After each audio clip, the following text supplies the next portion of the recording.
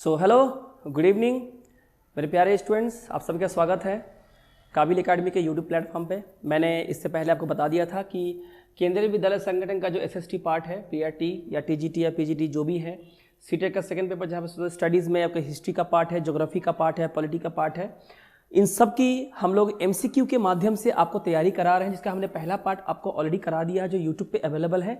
और ये हिस्ट्री का सेकंड पार्ट है जो हम लोग शुरू करने जा रहे हैं। पहले वाले पार्ट में हम लोगों ने 30 शानदार सवालों को हमने करा, उसके थ्योरी को हमने एक्सप्लेन किया और बड़े ही मज़ेदार तरीके से हमने हर क्वेश्चन को किया और आपने भी बड़ी ही काबिलियत से उसमें पार्टिसिपेट भी किया। आज दूसरा मौका दे रहे हैं हिस्ट्री के पार्ट 2 में अपनी काबिलियत को जाहिर करने के कि आपकी पढ़ाई कितनी अच्छी क्वालिटी की हो रही है। अगर नहीं भी हो रही है तो हम करवाएंगे आपकी तैयारी, बिल्कुल भी फिक्र ना करें, वो भी बिल्कुल फ्री में, यूट्यूब चैनल में फ्री में। तो इसकी सेकंड पार्ट हम लोग शुरू करेंगे। जितनी जल्दी हो सके आप सबको जुड़ जाइए और मैं जब आंसर दूं उसके आंसर देने के पहले आप देखिए कि आप हिस्ट्री के इन 30 सवालों में जो हिस्ट्री के पार्ट 2 में है आप कितने अच्छे हैं और देखिए कितना स्कोर कर पाते हैं। और ये सीरीज चलती रहेगी एग्जाम तक, एग्जाम के बाद भी चलती रहेगी, ताकि आप इस एग्जाम की और आने वाले किसी भी एग्जाम में जहाँ पे हिस्ट्री, ज्योग्राफी, पॉलिटी तो हर एग्जाम में कॉमन है, आप उसकी तैयारी कर सके। हालांकि ये हिस्ट्री केवीएस और सीटेट सेकंड पेपर को ध्यान में रख के बनाई गई है। चलिए शुरू करते हैं। पहला सवाल, Which among the following event is related to attack on Lord Hardinge? कह रहा है कि जहां तक लॉर्ड हार्डिंग का सवाल है, तो लॉर्ड हार्डिंग के ऊपर जो अटैक हुआ था, ठीक है, आखिर वो कौन सा इवेंट है, ठीक है, जो लॉर्ड हार्डिंग के ऊपर हुए आक्रमण के रूप में माना जाता है? किस इवेंट में? Ghadar conspiracy, Hindu German conspiracy, Delhi conspiracy, silk letter conspiracy? इसका जवाब को देना है। अब मुझे पता है आप में से ज़्यादातर लोग इसका जवाब दे देंगे, गलती से आंसर भी दिख गया था, खैर कोई बात नहीं है, वह आंसर गलत भी हो सकता है, ऐसा बिल्कुल हो भी सकता है कि नहीं? सही आंसर है जी, बिल्कुल सही जवाब था। सही आंसर इसका दिल्ली कॉन्स्पिरेसी, दिल्ली जो षड्यंत्र था उसके अंदर। तो हम देखें इसके बारे में, आप देख सकते हैं अटेंडेंट काउंटी लॉर्ड हार्डिंग की यहाँ तस्वीर दी गई है एक, जहाँ बम विस्फोट हुआ था। द दिल्ली कॉन्स्पिरेसी केस जो है इसे दिल्ली लाहौर कॉन्स्पिरेसी केस के भी नाम से जाना जाता है। दिल्ली कॉन्स्पिरेसी को दिल्ली लाहौर कॉन्स्पिरेसी केस के रूप में जाना जाता है। और ये 1912 23 दिसंबर को उस समय के जो भारत के जो वायसराय थे लॉर्ड हार्डिंज वाज अटैक, इनके ऊपर आक्रमण हुई थी when the ceremony of the capital transfer from Calcutta Delhi was going on. यानी उस समय जब भारत की राजधानी जो है कलकत्ता से दिल्ली शिफ्ट की जा रही थी ताकि एक दमनकारी नीति के रूप में, ताकि विद्रोह को रोका जा सके, उस समय यह बम विस्फोट हुआ था। इसके जो मेन षड्यंत्रकारी थे वो थे रस बिहारी बोस, याद रखिएगा। अब bomb was thrown towards lord Hardinge की तरफ फेंका गया, दो वो बच गए लेकिन काफी गंभीर रूप से वो क्या हो गए थे, घायल हो गए थे, है ना। आगे देखते हैं। Who among the following has been described as Jawahar of Uttarakhand? बताएं, क्या ऐसे सवाल देखें आप, इनमें से किसे उत्तराखंड का जवाहर कहा जाता है? जवाब दे। बालदेव सिंह आर्य, बद्रीदत्त पांडे, हेमवती नंदन बहुगुणा और जगमोहन सिंह नेगी? जवाब दे, इस सवाल का जवाब क्या होगा? उत्तराखंड के जवाहर इनमें से किसे कहा जाता है? जवाब दे रहे हैं आप? सही जवाब क्या होगा इसका? जगमोहन सिंह नेगी। सही जवाब क्या होगा? जगमोहन सिंह नेगी। ठीक है, यहां देख सकते हैं कि तस्वीर, श्री जगमोहन सिंह नेगी जो थे, इनका जन्म 5 जुलाई 1905 को कांदी विलेज में हुआ था, जो कि प्रेजेंट में पावरी डिस्ट्रिक्ट में है। ही एस्टेब्लिश्ड, इन्होंने स्थापना की थी आपका भद्र मंडल इन उदयपुर पट्टी इन हिज स्टूडेंट लाइफ में। खुद जब वो छात्र थे, खुद पढ़ रहे थे, उस समय उन्होंने इसकी स्थापना की थी। और ही ज्वाइंड द, इन्होंने सिविल अवज्ञा आंदोलन, सविनय अवज्ञा आंदोलन जो गांधी जी ने 1930 में सिविल डिसोबीडियंस मूवमेंट जो स्टार्ट किया था उसको ज्वाइन किया था।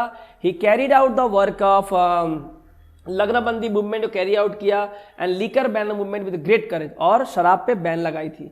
1930 में he was sentenced to 1 year imprisonment with a fine of 500 for this, और इसके लिए उनको 1 साल की जेल और 500 रुपए का जुर्माना भी ब्रिटिश ने किया था। ठीक है, जगमोहन सिंह नेगी, इन्हें उत्तराखंड का जवाहर भी कहते हैं। आप देख सकते हैं, देखने में जवाहरलाल नेहरू की तरह ही दिखते हैं। A body like the Congress which represents not the mass of the population but a single and very limited class could not be called national। Congress जैसा एक संस्था, ठीक है, जो जनसंख्या का प्रतिनिधित्व नहीं करती है बल्कि कुछ लिमिटेड क्लास को ही रिप्रेजेंट करती है, ये कभी भी राष्ट्रीय नहीं हो सकती। The above statement in context with the Indian National Congress was given by which among the following personalities? नीचे दिए गए कौन से पर्सनालिटी है जो इंडियन नेशनल कांग्रेस के बारे में उन्होंने ये बात कही थी? नवगोपाल मित्र, अरविंद घोष, लाला लाजपत राय, बाल गंगाधर तिलक। तो आपको जवाब देना है कि ये बात इनमें से किसने कही थी कि भारतीय राष्ट्रीय कांग्रेस जो पूरी जनता का प्रतिनिधित्व नहीं करती है बल्कि कुछ लिमिटेड क्लास को ही प्रतिनिधित्व करती है, वो कभी भी राष्ट्रीय हो नहीं सकती, है ना। ये बात कही थी किसने? ये बात कही थी अरविंदो घोष ने। किसने कही थी? अरविंदो घोष ने। ठीक है, आगे। Ishwar Chandra Vidyasagar was a great 19th century social reformer who waged struggle for or against which of the following social cause? ऐसा कौन सा सामाजिक कारण था जिसके लिए वो लड़े? ईश्वर चंद्र विद्यासागर जो 19वीं शताब्दी के बहुत ही महान समाज सुधारक के रूप में जाने जाते हैं। इसमें से किसके लिए उन्होंने लड़ाई लड़ी थी? Education of women, window remarriage, abolition of Sati and untouchability. और इसके बारे में हिस्ट्री पार्ट 1 के पहले 30 क्वेश्चन में हमने इनके बारे में डिटेल से हमने पढ़ा था एमसीक्यू क्वेश्चन के माध्यम से, और थ्योरी पढ़ी थी। बहुत ही शानदार है। क्या आंसर होगा? जवाब दीजिए इसका। सही जवाब होगा क्या? विडो रीमैरिज, यानी कि विधवा पुनर्विवाह के लिए इन्होंने पूरी जिंदगी दे दी थी। ठीक है, देख सकते हैं ईश्वर चंद्र विद्यासागर थे, वो क्या थे? एक सोशल रिफॉर्मर थे, बंगाल से समाज सुधारक। और इन्हें फादर ऑफ बंगाली प्रोज भी कहते हैं। बंगाली जो गद्य है उसके जनक भी कहते हैं। वर्णमाला को डेवलप इन्होंने ही किया था, पहला व्याकरण भी इन्होंने ही लिखा था। He contributed a lot for Bengal renaissance, Bengal के पुनर्जागरण के लिए, विकास के लिए उन्होंने बहुत काम किया है। He had a great contribution for passing the Hindu widows remarriage act 1856 with the help of Lord Dalhousie.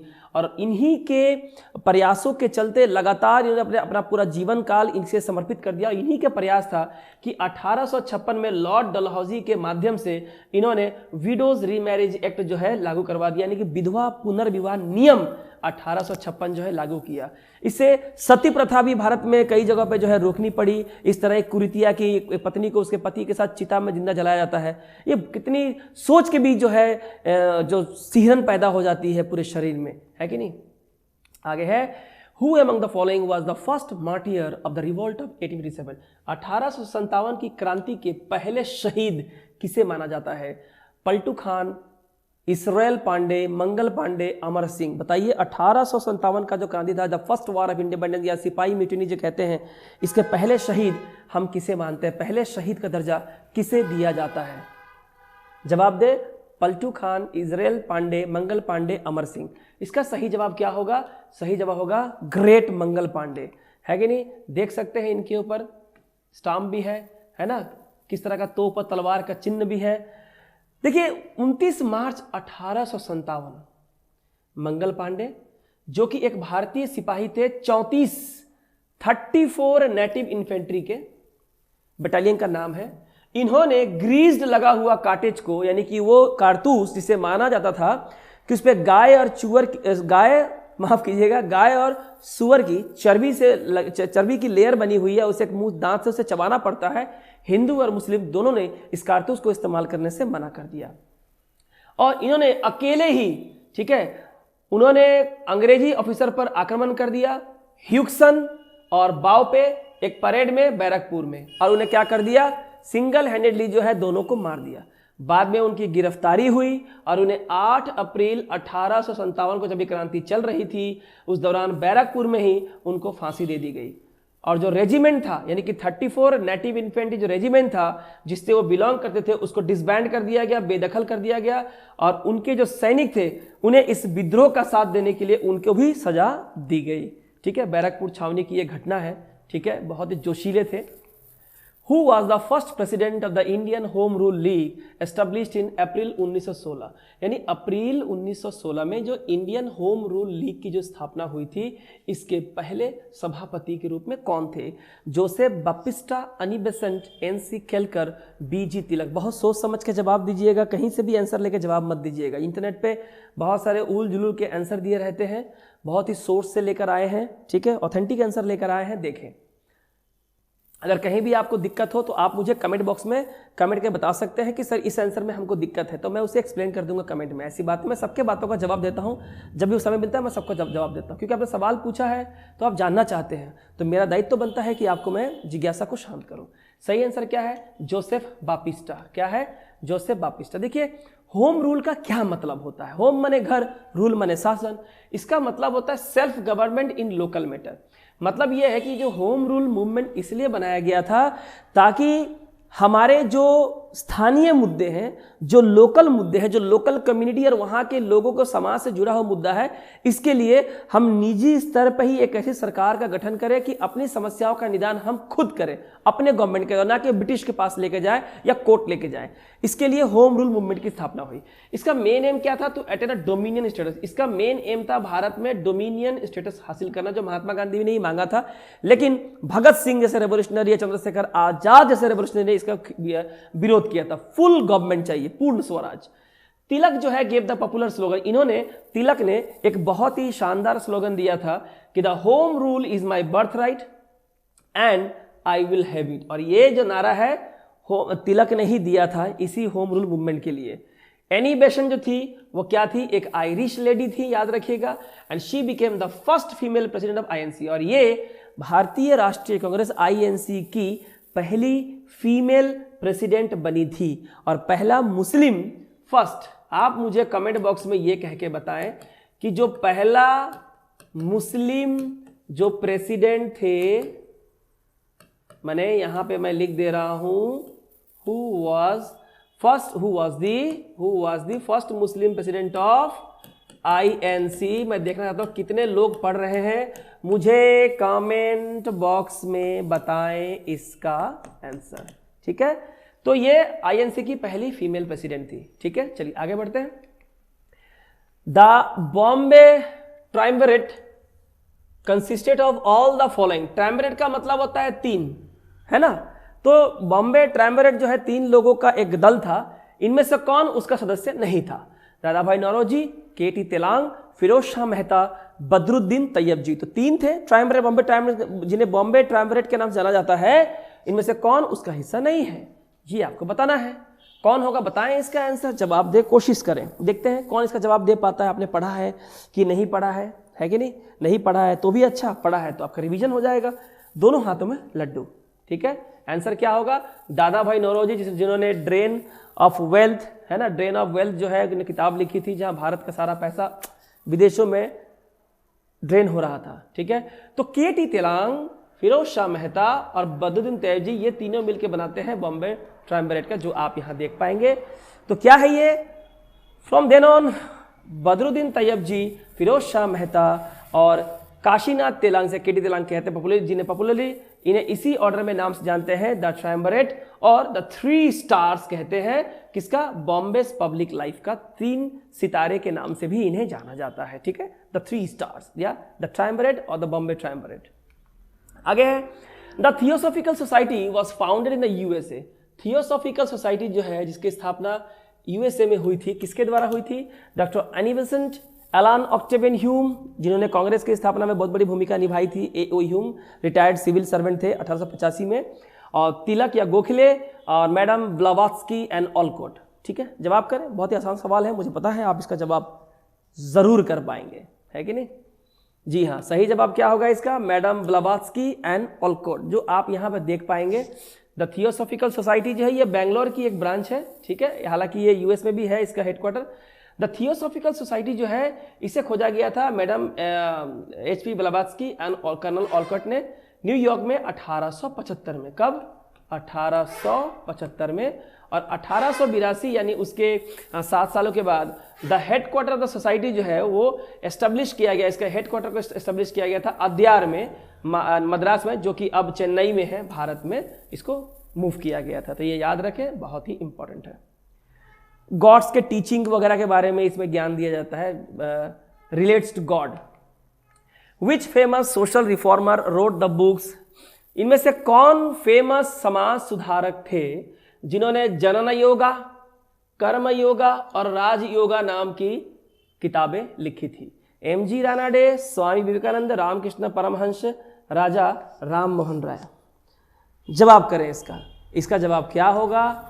जनन योगा, कर्म योगा, राज योगा। ठीक है, इन तीनों की, इस किताब की रचना किसने की? कौन है वो फेमस सोशल रिफॉर्मर? ठीक है, सही आंसर होगा स्वामी विवेकानंद। कैसी दिखती है? ऐसी दिखती है। Swami Vivekananda, the complete book of yoga, karma yoga, भक्ति योगा, राज योगा, जनन योगा। ठीक है, तो याद रखिएगा, बहुत ही इंपॉर्टेंट है। आगे है who was the governor general of India when the Indian national Congress was form. कह रहा है कि जब भारतीय राष्ट्रीय कांग्रेस की स्थापना हुई उस समय गवर्नर जनरल भारत के कौन थे। जिस समय भारतीय इंडियन नेशनल कांग्रेस की स्थापना 1885 ईस्वी में हुई थी तो उस समय भारत के गवर्नर जनरल कौन थे। Lord Chelmsford, lord Dalhousie, lord Dufferin, none of these. काफी इंपॉर्टेंट सवाल है, फेमस सवाल है। बोले इसका जवाब क्या होगा। मैंने एक सवाल आपसे पूछ लिया है कि who was the first Muslim president of Indian national Congress. इसका सही जवाब क्या होगा, लॉर्ड डफरिन। कौन होगा, लॉर्ड डफरिन उस समय के गवर्नर जनरल ऑफ इंडिया थे जब आईएनसी की स्थापना हुई थी। हु सेड, किसने कहा था कि the Congress is in reality a civil war without arms. किसने कहा था कि कांग्रेस वास्तव में एक गृह युद्ध है जो बिना हथियार के लड़ा जा रहा है। ठीक है, अपने आप में गृह युद्ध है जो बिना हथियार के लड़ा जा रहा है। It is civil war without arms. W Wedderburn, W Digby, W Bethune, lord Dufferin, इनमें से कौन होगा इसका सही जवाब। बोले Who said the Congress is in reality a civil war without arms। जी हाँ, यह बात कही थी डब्ल्यू डिग्बी ने, डब्ल्यू डिग्बी। ठीक है, आगे है आफ्टर द सूरत स्प्लिट, जब कांग्रेस सूरत में अलग हो गई। याद है ना, मेरे ख्याल से 1907 में आई थिंक सूरत में जो है इंडियन नेशनल कांग्रेस जो है मॉडरिस्ट और एक्सट्रीमिस्ट दोनों क्या हो गए, अलग। मॉडरिस्ट हो गए जो नम्र निवेदन, विनम्रता, पत्रचार, एप्लीकेशन, पिटीशन, प्रेयर, इस पे विश्वास रखते थे। और एक्सट्रीमिस्ट तो पता ही है भाई, बहरों को सुनाने के लिए बम के धमाकों की जरूरत पड़ती है, तो इस विचारों के थे, तो अलग हो गए। तो ये जो after the Surat split the Congress क्या हो गया, was temporarily disbanded, was banned by the British government, went to the extremist, remain under the control of the moderate. क्या होगा इसका सही जवाब। सूरत में 1907 में जब कांग्रेस अलग हो गई, दोनों मॉडरेट और एक्सट्रीमिस्ट में बट गई, ठीक है, तो इसकी बागडोर किसके हाथ में चली गई, ये आपको बताना है, बहुत ही इंपॉर्टेंट है। ठीक है, सही जवाब होगा ये जो नरम दल है, नरम दल और गरम दल, तो मॉडरेट को बोलते हैं नरम दल, इनके हाथों में चली गई, पूरा कंट्रोल इनके हाथों में आ गया। देख सकते हैं द सूरत स्प्लिट या स्प्लिटिंग ऑफ द आईएनसी जो बोलते हैं इंडियन कांग्रेस, दो ग्रुप बढ़ गया, मॉडरेट में और रेडिकल्स गरम दल में, एक्सट्रीमिस्ट कहते हैं। सूरत में कब, जब सूरत में सेशन था इंडियन नेशनल कांग्रेस का 1907 में। आगे है the Ramakrishna mission was established by Swami Ramakrishna Paramhansa, advocates the ancient Hindu philosophy of Vedanta, is headquarter near Puri in Odisha, which of the above statement is or are correct। तो यहाँ पे देखिए रामकृष्ण मिशन के बारे में कुछ बातें बोली गई है। पहला बोला गया है कि ये एस्टेब्लिश किया गया था स्वामी रामकृष्ण परमहंस के जरिए। दूसरा बोला गया, ये पहला होगा, ठीक है, यहाँ से यहाँ तक जो ये पहला है। तो नंबर 2 नंबर है ये एडवोकेट करता है the ancient Hindu philosophy of Vedanta, और 3 नंबर है is headquarter near Puri in Odisha. तो बता रहे इनमें तीनों में से कौन सी बात जो है सही है, ये पूरा क्वेश्चन होगा, थोड़ा लिखने में शायद ये प्रॉब्लम हो गया है। ठीक है, तो 1 और 2, 2 ओनली, 2 और 3 ओनली, 1, 2 और 3 ओनली। तो कौन सी बातें जो है इसमें क्या है करेक्ट है, ये आपको बताना है। तो रामकृष्ण मिशन के बारे में तो जो हिस्ट्री की जो पहला मैंने क्लास लिया था वहाँ मैंने उसके बारे में बहुत अच्छे से बताया, उसके बारे में उसकी तस्वीरें भी दिखाई और किसने इसको खोज की थी, कब की थी, क्यों की थी, क्या उद्देश्य था, सब हमने पढ़ा है। ठीक है, पहले वाले वीडियो में। ठीक है, सही आंसर क्या होगा, सिर्फ 2 नंबर जो बात है बिल्कुल सही है। पहला गलत है कि रामकृष्ण मिशन की स्थापना इन्होंने स्वामी विवेकानंद ने की थी। दूसरी बात बिल्कुल सही है जो मैंने यहाँ पे लिख दिया है आपको कि ये जो है एडवोकेट सपोर्ट करता है द एनिशियंट हिंदू फिलोसफी, जो प्राचीन जो हिंदू दार्शनिक जो विचार है वेदांता के उसको। अब बोल रहा है कि हेडक्वार्टर है नियर पुरी उड़ीसा, ये बात भी गलत है। तो देखिए पहले बात तो यह है कि रामकृष्ण जो फाउंडेड जो है रामकृष्ण परमहंस किसी भी तरह के धार्मिक संगठन का स्थापना नहीं किया था, ना किसी मिशन का। The credit of propagating the great ideas of mission goes to his disciple, उनके जो शिष्य थे स्वामी विवेकानंद, इन्होंने खोज की थी। दूसरा स्टेटमेंट जो है बिल्कुल सही है कि ये सपोर्ट करता है। तीसरा जो है वो अगेन गलत है, इनकरेक्ट है, because the mission is headquarter near Kolkata. कहाँ पे, बेलूर मठ, कहाँ, पश्चिम बंगाल के कोलकाता में जो बेलूर मठ है वहां पे ये स्थापित है, ये कोई पूरी उड़ीसा में स्थापित नहीं है।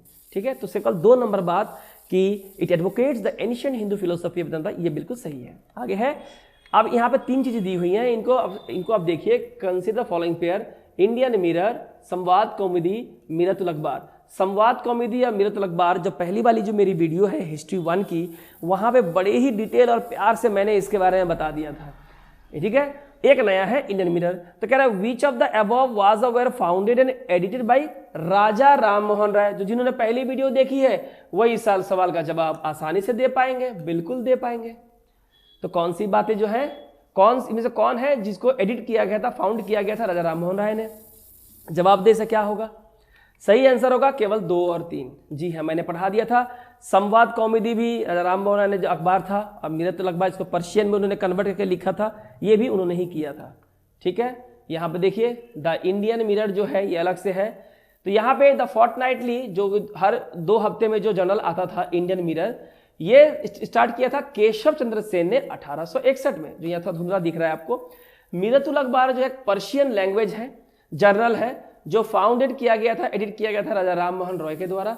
संवाद कौमुदी जो है ये एक बंगाली वीकली साप्ताहिक न्यूज़पेपर है, जो पब्लिश किया गया था कलकत्ता से in the first half of the 19th century by Raja Ram Mohan. 19वीं शताब्दी के पहले हाफ में कलकत्ता से ये बंगाली पत्रिका अखबार जो है छपती थी, है कि नहीं। चलो आगे देखें। आगे है द प्रिंसिपल ऑफ डायरकी, है ना। डायरकी मतलब क्या? डबल गवर्नमेंट, है ना।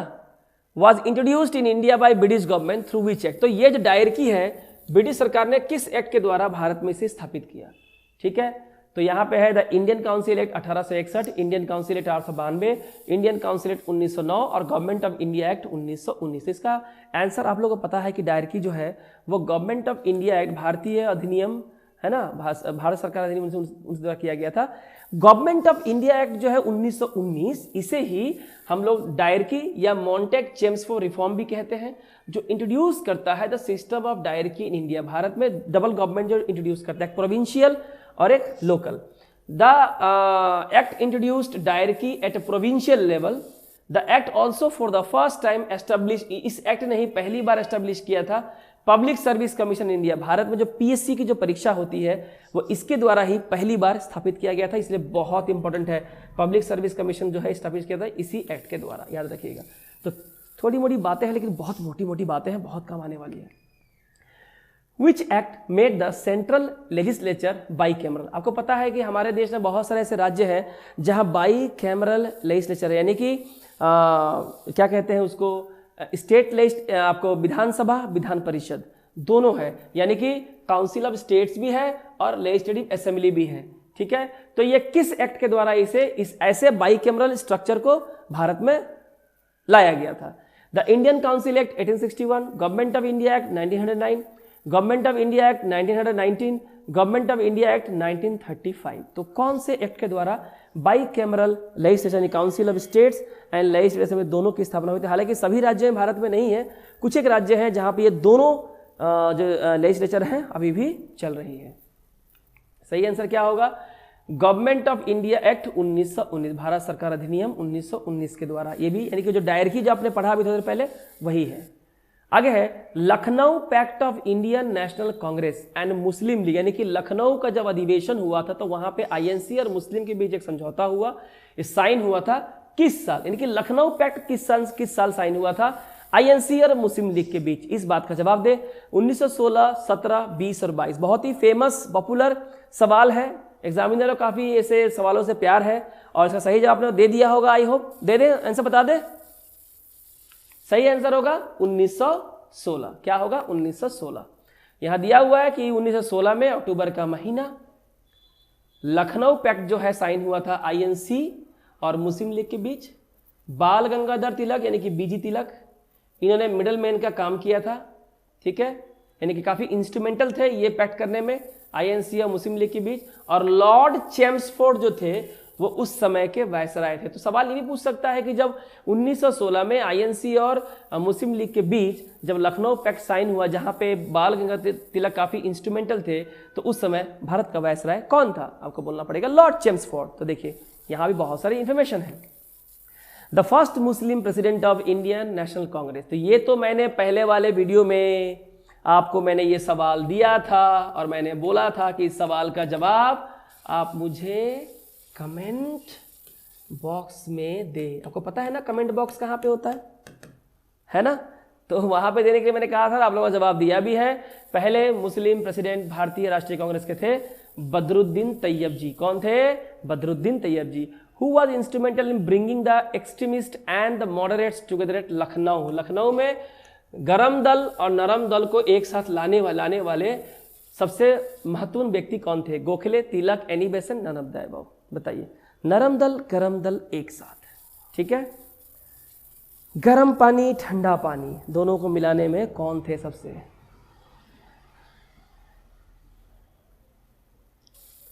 अच्छे लोग और अच्छे किताब जल्दी समझ में नहीं आते, उन्हें क्या करना पड़ता है जी? उन्हें पढ़ना पड़ता है ना। तो ये था बाल गंगाधर तिलक, ये काफी इंस्ट्रूमेंटल थे इस काम में। आगे है, in the beginning the political activities of the Muslim league were directed against. तो शुरू में क्या था? जो पॉलिटिकल एक्टिविटीज था, मुस्लिम लीग का जो भी राजनीतिक क्रियाकलाप था वो किसके खिलाफ होता था? शुरू में जब मुस्लिम लीग बना था तो उन्होंने जो कुछ भी किया किसके खिलाफ किया? The liberal socio religious reformer, the Hindus and the Indian national Congress, the British government, the landlords and the zamindars. बताएं क्या होगा इसका जवाब? इसका सही जवाब होगा the Hindus and the Indian national Congress. ये जो भी करते थे हिंदू और भारतीय राष्ट्रीय कांग्रेस के खिलाफ सारी एक्टिविटीज इनका कन्फाइंड था। आगे है, किसने कहा था क्या? The British empire is rotten. अंग्रेजी साम्राज्य सड़ चुका है, अंदर से भ्रष्ट हो चुका है हर दिशा से, और अत्याचारी और बुरा बन चुका है। The British empire is rotten to the core, corrupt in every direction and tyrannical and mean. किसने इतनी बड़ी तारीफ की थी ब्रिटिश सरकार की? ये बताएं। Mrs Annie Besant, W Digby, sister Nivedita, William Wedderburn. बताएं। यहां पे आयरन मैन और एवेंजर ऑप्शन में नहीं है और ना ही थैनोस है, आपको इसी में से काम चलाना पड़ेगा, है कि नहीं? तो बताएं क्या होगा इसका सही आंसर? इसका सही आंसर होगा सिस्टर निवेदिता, ठीक है, याद रखिएगा। आगे है, an association which merged with the Congress in 1886। तो बताइए वो कौन सी संस्था थी जो कांग्रेस के साथ 1886 में विलीन हो गई, मिल गई? East India association, Indian national conference, British Indian association, Indian league. बताएं क्या होगा इसका जवाब? N association which merged with the Congress in 1886 was the, कौन सी संस्था थी जो 1886 में कांग्रेस के साथ जो है विलीन हो गई? बताएं। इसका सही जवाब होगा इंडियन नेशनल कॉन्फ्रेंस, ठीक है, याद रखिएगा। आईएनसी इसका भी नाम है, Indian national conference. The term Congress, ये जो टर्म है कांग्रेस, आखिर ये टर्म आया कहां से है? Irish history, British Commonwealth, the name of the American parliament, the history of north America.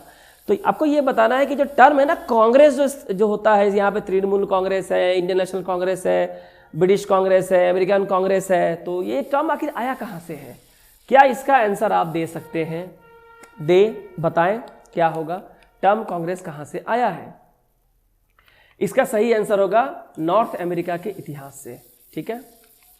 Who among the following never became president of the Indian National Congress? इनमें से कौन से ऐसे व्यक्तित्व हैं जो कभी भी भारतीय राष्ट्रीय कांग्रेस, इंडियन नेशनल कांग्रेस के सभापति नहीं बन पाए? देखिए नेवर दिया है ना, नहीं बन पाए, ये आपको जवाब देना है, ठीक है। बताइए क्या होगा?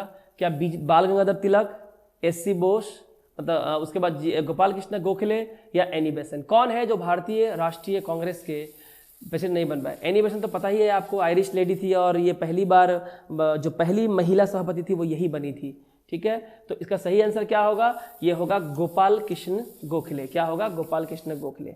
Who was the first English man to preside over a Congress session? वो पहले अंग्रेज कौन थे जिन्होंने क्या किया था? प्रिसाइड किया था ओवर अ कांग्रेस सेशन। बताइए, पहले अंग्रेज थे जिन्होंने प्रिसाइड किया था कांग्रेस सेशन को, कौन थे? क्या वो जॉर्ज यूल थे, डफरिन थे, डब्ल्यू वेडरबर्न थे या नन ऑफ दिस थे? कौन था इनमें से? पहला अंग्रेज था, ठीक है, फर्स्ट इंग्लिशमैन। जवाब करें क्या होगा इसका आंसर? जी, इसका सही आंसर होगा जॉर्ज यूल। क्या होगा? George Yule. जॉर्ज यूल जो थे वो कौन थे? एक स्कॉटिश बिजनेसमैन थे और ये चौथे प्रेसिडेंट बने भारतीय राष्ट्रीय कांग्रेस के 1885 में। इसका 86, 87, 88 जब चौथा अधिवेशन हुआ तब ये बने पहले अंग्रेज, द फर्स्ट नॉन इंडियन थे जिन्होंने इस ऑफिस को होल्ड किया था, इसके सभापति बने थे। Who of the following died during the very beginning of the non-cooperation movement? यानी असहयोग आंदोलन जब शुरू हुआ था तो उसके शुरुआती दौर में ही इनमें से किसकी बहुत जल्दी मृत्यु हो गई थी? बाल गंगाधर तिलक, लाला लाजपत राय, गोपाल कृष्ण गोखले या CR दास, चित्तरंजन दास? बताइए इनमें से कौन सा होगा इसका जवाब? Which of the following died during the very beginning of the non-cooperation movement? बाल गंगाधर तिलक, लाला लाजपत राय, गोपाल कृष्ण गोखले, CR दास? इसका सही आंसर क्या होगा? बताएं इसका सही आंसर क्या होगा? ठीक है, इसका सही आंसर होगा बाल गंगाधर तिलक। इनकी असहयोग आंदोलन के शुरुआती समय में ही इनकी मौत हो गई थी। मेरे ख्याल से अंग्रेजों के द्वारा इनके सर पे चोट लगी थी, डंडा मारा गया था, उसके बाद ही ये सकम्ड हो गए थे इंजरी से। ठीक है, तो देख सकते हैं कि नॉन कोऑपरेशन मूवमेंट जो था एक पॉलिटिकल, एक राजनीतिक अभियान था जो लॉन्च किया गया था 4 सितंबर 1920 को महात्मा गांधी के द्वारा। क्यों? To have Indians revoke their cooperation, की भारतीयों से अपील करना कि ब्रिटिश गवर्नमेंट के साथ जो उनका सहयोग है वो बिल्कुल ना करे, with the aim of persuading them to grant self government, ताकि अंग्रेजों को इस बात समझ में आ जाए कि हमें अपना स्वराज चाहिए, हमें अपनी सरकार चाहिए। बाल गंगाधर तिलक जो है ये मारे गए थे पहले 1 अगस्त 1920 को। क्यों? देखिए 4 सितंबर 1920 की इसकी शुरुआत हुई थी। 1 अगस्त 1920 की जो है मौत हुई थी, तो शुरुआती समय में ही उनकी मौत हो गई। और death of one of the critics of Gandhian policy helped in Gandhi's emergence, और ये गांधी जी के आलोचक थे। तो वो अलग बात है कि डेमोक्रेसी में हम आपकी और आप हमारी आलोचना करते हैं, अधिकार हमारे भारतीय संविधान ने हमें दिया है। Because we live in a democratic country, we live in a democratic forum, we have every right to discuss and debate democratically, isn't it? We have all the right to criticize each other, but logically and constructively. It is very important to maintain the decorum and protocol of a democratic forum. Next है, which of the following books was written by Tilak while he was in the prison of Mandalay? तो बोला है कि इनमें कौन सा book जो है बाल गंगाधर तिलक ने लिखा था जब वो मैंडले के जेल में कैद थे? Gita Rahasya, the Orion, the Arctic home in the Vedas, my life as a prisoner? इनमें से कौन सी किताब बाल गंगाधर तिलक ने लिखी थी जब वो मंडले में कारावास में थे? इस सवाल का जवाब करें। क्या होगा इस सवाल का जवाब? कौन सी किताब इन्होंने लिखी थी जब वो मंडले के जेल में थे? बता पाएंगे? जरूर बता पाएंगे, बहुत ही फेमस है। और वो क्या है? गीता रहस्य। दिखता कैसे है? वो ऐसा दिखता है।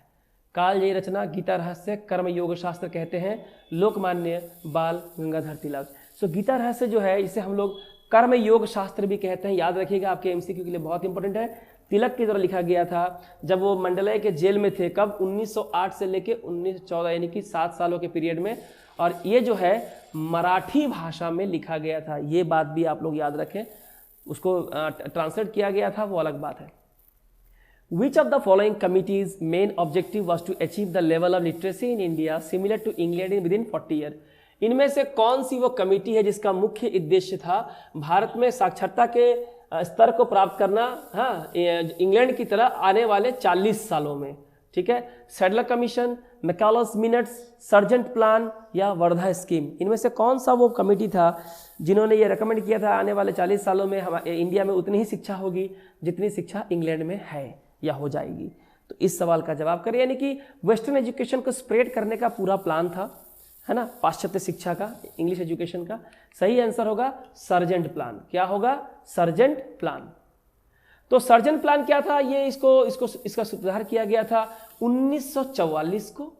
इट्स मेन ऑब्जेक्टिव क्या था? To achieve the level of literacy in India similar to England with in 40, कि आने वाले 40 सालों में भारत में उतनी ही शिक्षा हो जितनी इंग्लैंड में आज। It recommended for the evolution of the intermediate course, और इसी ने रिकमेंड किया था कि जो इंटरमीडिएट कोर्स है इसको क्या कर दे, इसका उन्मूलन, इसको एबोलिश कर दिया जाए, हटा दिया जाए। आगे है रेडिकल डेमोक्रेटिक पार्टी, है ना, रेडिकल पता ही आपको, एक्सट्रीमिस्ट।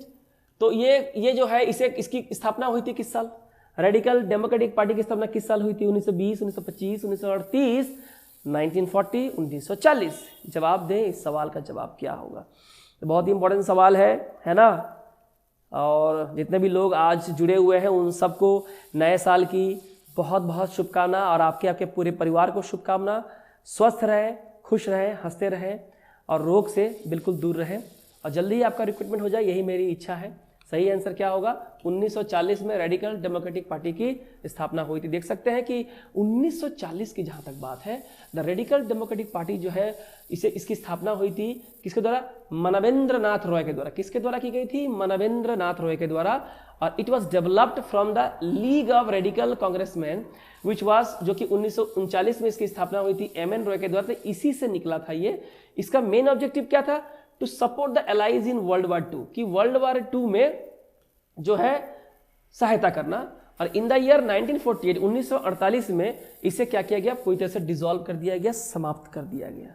ठीक है, आगे है, Awadh would not have been annexed with the British Empire in the year 1856 if the Nawab of Awadh had। कह रहा है कि अवध को ब्रिटिश एम्पायर के द्वारा लॉर्ड डलहौजी के डॉक्ट्रिन ऑफ लैप्स की जो नीति थी, उसके अलावा भी मेल एडमिनिस्ट्रेशन के कारण देखे कि गलत कुशासन हो रहा है, उसके जरिए 1856 में इसे एनेक्स कर लिया गया। तो ये एनेक्स नहीं किया गया होता अगर अवध के नवाब के पास होता। क्या होता बताइए?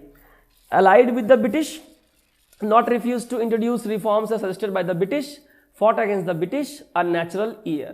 आखिर उनके पास ऐसा क्या होता वो होने से अंग्रेज इसे अपने साथ एनेक्स नहीं कर लेते, नहीं कर पाते? बताइए, आपको पता है इसका आंसर क्या होगा? बिल्कुल, अगर उनका एक प्राकृतिक उत्तराधिकारी होता, एक पुत्र होता जो बायोलॉजिकली जन्म लिया होता, तब अंग्रेज ऐसा नहीं कर पाते। कॉमन सेंस का सवाल है। ठीक है, दिया हुआ है कि Lord Dalhousie was keen on, बहुत ही इच्छुक थे, annexing the kingdom Awadh, Awadh को अपने अंदर जोड़ने के लिए लॉर्ड डलहौजी बहुत ये कीन थे। और इसके बारे में मैंने आपको पहले वाली वीडियो में बताया था कि ये इनका वर्स्ट पॉलिटिकल ब्लंडर था। ये सबसे बुरा इनका राजनीतिक भूल यही था, अवध को एनेक्स करना on the basis of male administration. But the task presented certain difficulties because the Nawab of Awadh had been a British ally, अंग्रेजों का साथ दे सपोर्टर थे since the Battle of Buxar। Battle of Buxar से वो साथ देते आए थे, इसलिए मुश्किल था उसे एनेक्स करना। and had been the most obedient to the British over the year। कई सालों तक जो नवाब थे अवध के, ये अंग्रेजों के बहुत वफादार रहे। Lord Dalhousie hit upon the idea of alleviating the plight of the people of Awadh. तो उन्होंने ये सोचा कि चलो यहाँ की जनता की आवाज को सुनते हैं कि जनता इसके शासन से, कुशासन से थक गई है, माने काफी परेशान हो गई है, तो मेल एडमिनिस्ट्रेशन के बेस पे इसको एनेक्स कर लिया जाए। accusing Nawab Wajid Ali on the ground of misgovernance, that is maladministration, and annexed the state in 1856। और इसी बहाने से कि आप कुशासन चला रहे हैं, जनता आपसे नाराज है, त्रस्त है, शासन सही नहीं चल रहा है, 1856 में, ठीक है, लॉर्ड डलहौजी ने क्या किया? इसको एनेक्स कर लिया। यही इनका वर्स्ट पॉलिटिकल ब्लंडर था, क्योंकि बहुत सारे कॉटियर्स, नोबल्स, सोल्जर्स जॉबलेस हो गए, तालुकदार बहुत 21,000 से भी ज़्यादा तालुकदार की पूरी संपत्ति जब्त कर ली, और अवध में पूरी जनता में अंग्रेजों के खिलाफ भयानक आक्रोश, है ना, रोष, असंतोष फैल गया। ठीक है, तो ये था आज का पूरा सवाल जो आप लोगों ने देखा। ये था हिस्ट्री पार्ट 2, जो हम लोग केंद्रीय विद्यालय संगठन KVS के सोशल स्टडीज का जो हिस्ट्री है, जो भी पार्ट है, उसे कवर करेंगे। और सीटेट की जो परीक्षा हो रही है या होगी या जो भी है, उसका सेकंड पेपर जो सोशल स्टडीज है, वहाँ भी हिस्ट्री ज्योग्राफी का पार्ट है, उसे भी कवर करेंगे। EVS का पार्ट मैंने कवर कर दिया है। WB टेट का जो हमारा प्लेलिस्ट है यूट्यूब पे अवेलेबल है। WB टेट का कोर्स जो हमने अपने काबिल अकाडमी के ऐप पे लॉन्च किया है, वहाँ पे 26 वीडियोस लॉन्च किए गए हैं जो पूरा EVS कवर करते हैं। कोई भी इससे ज़्यादा EVS आपको नहीं पढ़ा सकता है। अगर आप KBS सीटेट सेकंड पेपर का एक परीक्षा दे रहे हैं, कोई भी इससे ज़्यादा नहीं पढ़ा सकता, इसके बाहर कुछ भी नहीं है। लेकिन KBS, PRT, TGT, PGT की जो परीक्षा होने वाली है, social studies, history, geography, polity की, EVS की और सीटेट सेकंड पेपर की, इसमें जो हिस्ट्री का पार्ट है, ये हम हिस्ट्री, ज्योग्राफी और पॉलिटी का पार्ट हम पूरा करवा देंगे। जितने भी दिन बचे हुए, जनवरी या फरवरी की परीक्षा है, पूरा करवाने की कोशिश करेंगे। बस आप लोग जुड़े रहें। वीडियो पसंद आई हो तो लाइक कर दें, ठीक है। शेयर कर दे सबके साथ, ताकि सबको काबिल एकेडमी का चैनल समय पे मिल जाए, और इसको बेल नोटिफिकेशन प्रेस करना ना भूले, तभी तो इसकी नोटिफिकेशन आपको मिलेगी कि हाँ काबिल एकेडमी क्लासेस बन रही हैं और आप समय पे इसकी पढ़ाई कर सके। तो आपसे मिलेंगे अगले वीडियो में, रखिए अपना पूरा ख्याल। Thank you.